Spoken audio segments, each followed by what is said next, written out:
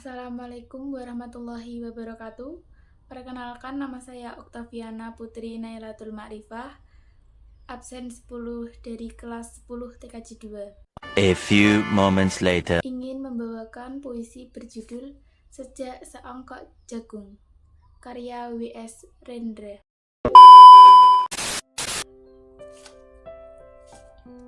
Seongkok jagung di kamar, dan seorang pemuda yang kurang sekolahan memandang jagung itu.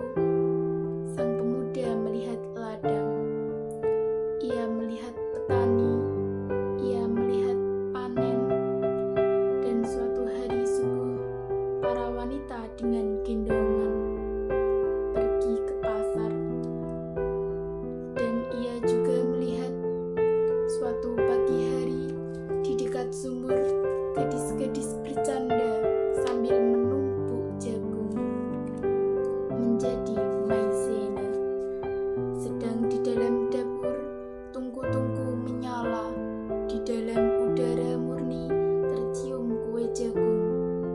Seongkok jagung di kamar, dan seorang pemuda tamat SLA. Tak ada uang, tak dapat menjadi mahasiswa. Hanya ada seongkok jagung di kamarnya. Ia memandang jagung itu, dan ia melihat dirinya terlunta-lunta. Ia melihat dirinya ditendang dari diskotik. Ia melihat sepasang sepatu kanas di balik etalase. Ia melihat saingannya naik sepeda motor. Ia melihat nomor-nomor lotre. Ia melihat dirinya semakin miskin dan gagal. Seongkok jagung di kamar tidak menyangkut pada akal, tidak akan menolongnya.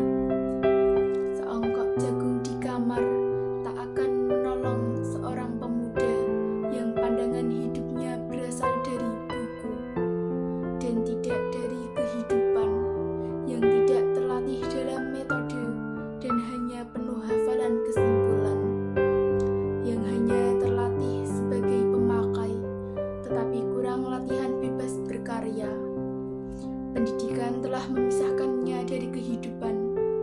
Aku bertanya, apakah gunanya pendidikan bila hanya akan membuat seseorang menjadi asing di tengah kenyataan persoalan?